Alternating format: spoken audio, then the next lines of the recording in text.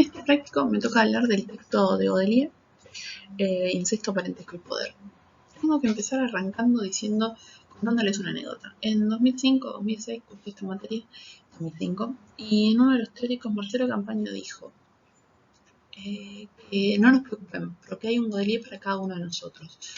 ¿Y qué quiere decir con esto? Que Godelier tiene una adaptabilidad muy grande a las corrientes historiográficas. Este Godelier en particular es un Godelier postestructuralista, un antropólogo francés postestructuralista. Postestructuralista quiere decir que toma los aportes de Lévi-Strauss y le va a hacer críticas.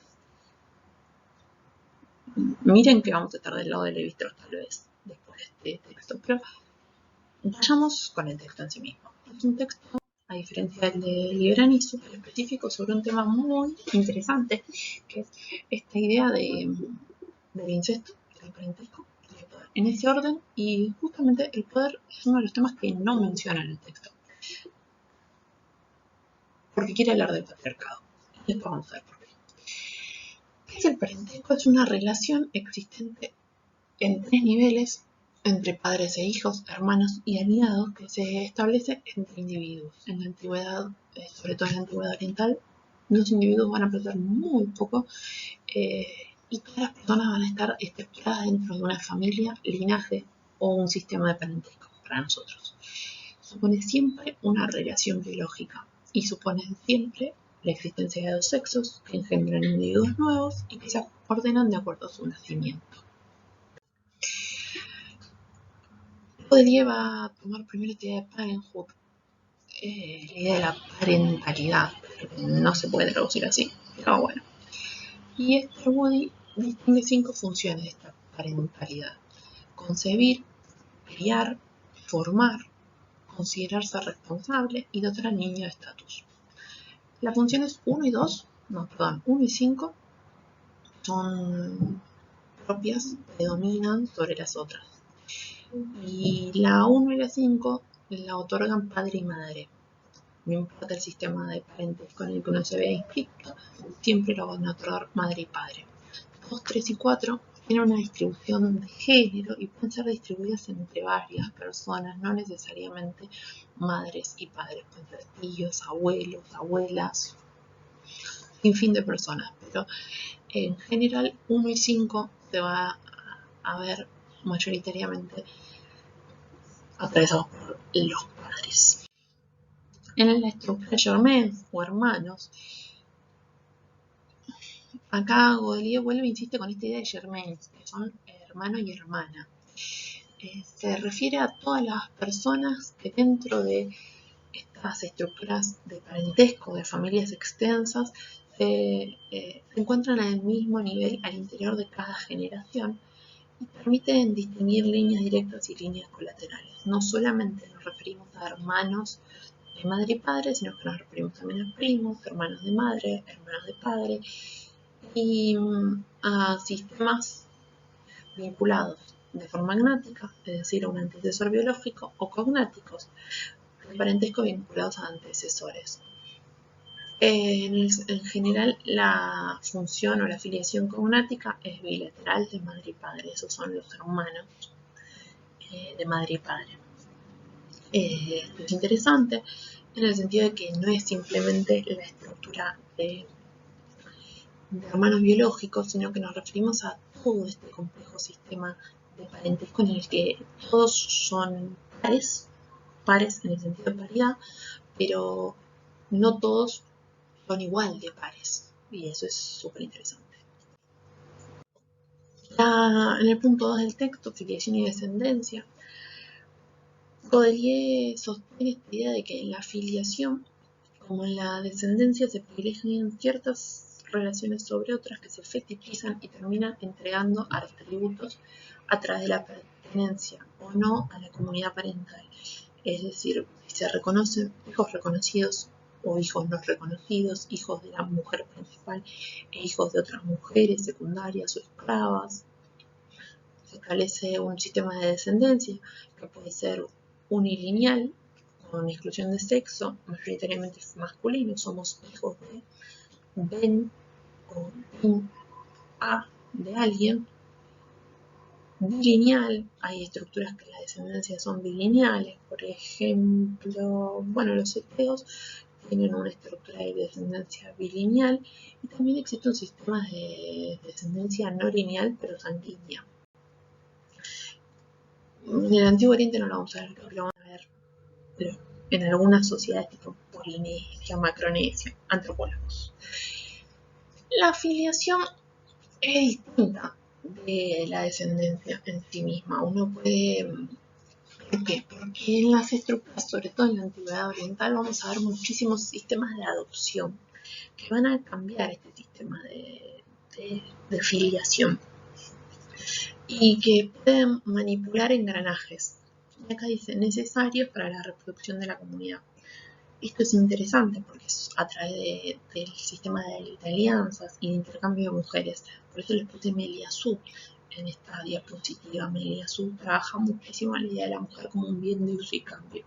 Entonces, en algunas sociedades tener una hija mujer es un problema porque vamos a tener el pagar dote en las sociedades occidentales, sobre todo en la europea medieval, pero en las sociedades orientales está bueno tener hijas mujeres porque permite el intercambio y te pagan la dote, recibís dote por tus mujeres. Y acá cambia tu realidad. Las realidades también dentro de esta filiación y descendencia pueden generar el problema, ¿no? O metamorfosear estas relaciones de parentesco, por ejemplo, la primogenitura. En la sociedad oriental, sobre todo paleobabilónica, aparecen hermanos que no son el primogénito, que no van a heredar la tierra comunal y entonces se rebelan contra el sistema de la relación de parentesco. No es todo paz y amor en la historia, porque si no, el motor de la historia no aparecería. Pero justamente esta diferencia es lo que marca o lo que signa a la historia antigua de Oriente. La primogenitura, las rupturas o la violencia que va a generar la primogenitura en sí misma. Las relaciones sociales que podrían desbordar parentesco se encuentran contenidas por la estructura familiar, como una máquina ventríloca de la sociedad. El cuerpo del individuo entonces va a traducir lo que la estructura familiar necesite. Ya no vamos a ser Flor, Matías o Juancito, sino que vamos a ser individuos dentro de la estructura familiar que van a determinar ciertas interacciones posibles o no posibles. Esto es importante. No es posible alianzas entre familias enemigas, ¿no? Muy Romeo y Julieta, pero tampoco es posible alianzas dentro de distintos, por ejemplo, estatus de la sociedad. Una familia de la realeza no va a poder generar un vínculo de alianza con una familia campesina. No va a pasar. No existe. Romeo y Julieta no existe. Con excepciones igual. Y esto es importante, las relaciones de parentesco estructuran la identidad y está estructurada de forma que son agrupamientos de individuos muertos, vivientes o por nacer. Ojito con el o por nacer.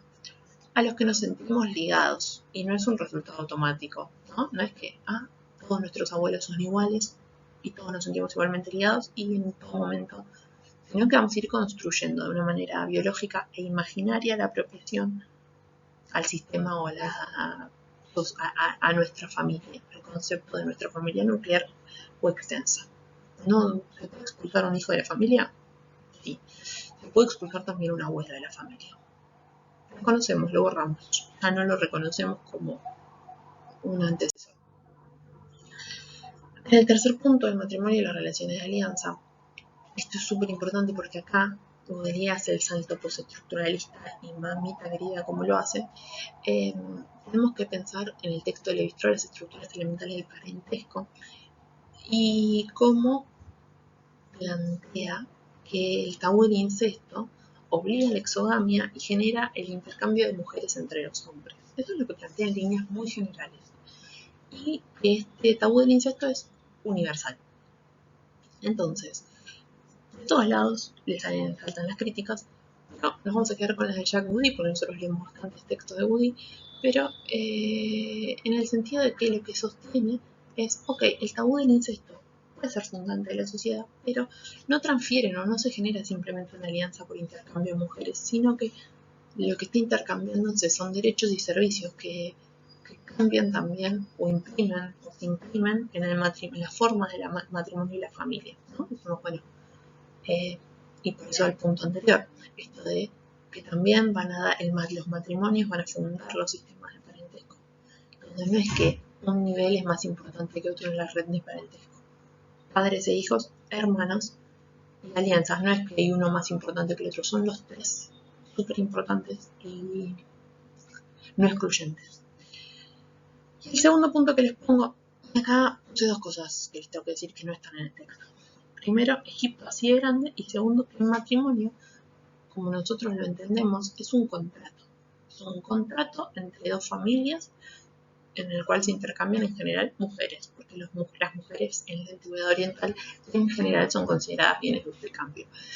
Son contratos, y en la antigüedad oriental, en el antiguo Irak, lo vamos a ver muchísimo, el contrato escrito, de acuerdo entre dos partes, cuánto pone de dote, etc. Y en otros casos, como en Egipto, no vamos a encontrar contratos, y sí vamos a encontrar familias nucleares, muy pequeñas, nucleares en el sentido de padre, madre e hijos. Pongo Egipto así de grande porque en Egipto no hay tabú del incesto, o no está presente en las fuentes del tabú del incesto. E incluso vamos a ver muchísimo incesto, sobre todo en la familia real. ¿Qué podemos decir? Que no creemos que sea una práctica generalizada, creemos que el incesto es una práctica muy de la realeza, lo van a ver también en América 1, creo yo, en la sociedad del Perú, los incas. No sabemos mucho más, sabemos que dentro de la realeza era una práctica común. Como en Egipto no existen leyes escritas que hablen de estas cuestiones o procesos judiciales que hablen del incesto como una prohibición, no podemos garantizar que haya sido o un tabú o que no lo haya sido. Y por ahora nos quedamos con esto, un Egipto así de grande. Las formas y fundamentos de la prohibición del incesto, que es un punto del texto de Godelier, nos llevan a en la idea de Lévi-Strauss, la prohibición del incesto es una condición para la reproducción de las relaciones de parentesco. Bien, estamos todos de acuerdo, no hay un problema con esto. El problema surge con el segundo punto, que es el aporte genial de Lévi-Strauss, que es la idea de la prohibición del incesto como ruptura con la naturaleza y que genera causas enteramente sociales. Acá, en la página 110 del texto, léanlo porque yo me escandalizo. Godelier pretende decir que en el orden de los primates y que en la evolución del hombre como especie hay algo como biológico en la prohibición del incesto. Lo dejo a su criterio, y que no, el tabú del incesto como condición de transformación no es tan cultural, ¿no? La prohibición del incesto no es tan cultural como lo piensa Lévi-Strauss. Polémico, al menos polémico. Acá sí vienen las cuestiones biológicas, y por eso es postestructuralista, porque no va a haber estructuras inmanentes, sino que lo va a intentar desarmar esas estructuras ahistóricas. Presenta la sexualidad humana como cerebralizada y no encadenada a los periodos de celo, que va a generar la posibilidad del comercio sexual generalizado, es decir, el intercambio de mujeres como esposas, pero también la prostitución. Que como ya nos decimos, es una de las profesiones más antiguas de la historia de la humanidad, entonces algo nos tiene que decir esta prohibición del incesto está vinculado a esto también. Análogamente, dice acá, el tabú del incesto, o al tabú del incesto, las leyes de intercambio y tráfico de mujeres, tomada del tráfico de mercancías de la teoría marxista, esto lo escribió Matías, no yo, originan la cultura, origen concomitante con la derrota de la mujer. Acá tendríamos que ir al origen de la propiedad y la familia, el texto de Engels, me parece, y pensar en cómo la división sexual del trabajo es anterior a, a los modos de producción. Y es la primera forma de explotación del hombre por el, ¿no? Del hombre al hombre, o en realidad del hombre a la mujer. La división sexual del trabajo crea la dependencia recíproca entre hombres y mujeres y se constituye así como un tabú contra la igualdad. Esta diapositiva la dejé del PowerPoint que me mandó Matías y es muy interesante y por eso la dejé. Me parece súper importante que veamos que el intercambio de mujeres no es una definición ni una necesidad, y que el tema del patriarcado, que históricamente es un término que define o designa un tipo de organización social, no es bueno, es histórico y es posible o pasible de ser cambiado. Y esto es lo que nosotros tenemos que pensar. Sí, la familia es una institución y es un sistema de relaciones, y obviamente nosotros no vamos a creer en un sistema de familia más decimonónico o propio del siglo XX, sino que vamos a tratar siempre de pensar en una idea o un concepto de familia que no es simplemente sexual o biológico, mamá, papá y los hijitos, sino que vamos a tratar de pensar todas estas categorías de forma histórica. Y siempre el tema, ¿no? Acá pone, Matías dejó esta de crítica levistrosa a partir de Monique Wittig, las lesbianas no son mujeres, y me quedó porque una de las cosas que pone en el último punto de su texto, que ahora vamos a pasar a hablar, es que para pensar el concepto de los sistemas de parentesco, el sistema de la familia, tenemos que pensar, ¿no?, relaciones heterosexuales, biológicas. Y ahí Godelier no solo está haciendo agua, sino que no es cultural, no es histórico, no es nada de todo eso. Y no es ni siquiera es un antropólogo correctamente funcionando. En el último punto del texto, podría hacer algo, me tapo la cara de mi gesticulidad y dice todo. El sexo como máquina ventrílocua, él quiere hacer el salto de esta antropología muy superficial sobre las relaciones de parentesco al psicoanálisis. Mamita querida, te la debo. Entonces lo que tenemos que pensar es que en todas las sociedades la sexualidad es puesta al servicio de una realidad económica y social, más allá de toda relación personal entre individuos, que en la antigüedad oriental es muy presente esta cuestión. Las personas no existen como individuos en la antigüedad, son parte de la familia y en general los vamos a conocer como el hijo de o van a ser los padres de. Siempre, ¿no? Hasta los reyes existe ese paternalismo, si se quiere, y que el sexo, hombre o mujer en el texto, es lo que hace la identidad de los cuerpos y su semejanza o diferencia con los otros. De ahí que funcionan como máquinas ventrílocuas. El sexo, el género biológico, habla a través del individuo.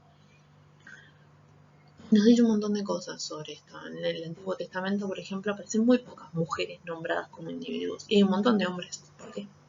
Porque algo estamos diciendo. Y las mujeres cuando aparecen van a ser todas malas, locas, brujas o víctimas. Víctimas que vamos a ver en el rap de Dina. Muy pocas mujeres, y siempre que aparezcan las mujeres van a ser malas o locas o víctimas. Las representaciones del cuerpo son ideas que tienen su fuente más allá del lenguaje, dice Godelier. Polémico, ¿no? Pero no, las mujeres son todo lo que acabo de decir.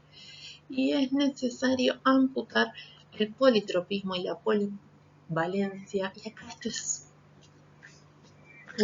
ruido, mal. Hetero y homosexual espontáneas del deseo. ¿Por qué, Godelier? ¿Por qué? Pero bueno, cerramos con esto, porque para Godelier el politropismo y la polivalencia no servirían para estructurar relaciones de parentesco. Y todos sabemos que no es así, que se puede estructurar relaciones de parentesco también con las identidades sexuales que uno quiera tener, no el politropismo o la polivalencia que uno quiera obtener o no en la vida. Y por eso nos vamos a quedar acá, por las relaciones de parentesco. Y vamos a cerrar en en esta idea del sexo como máquina ventríloco.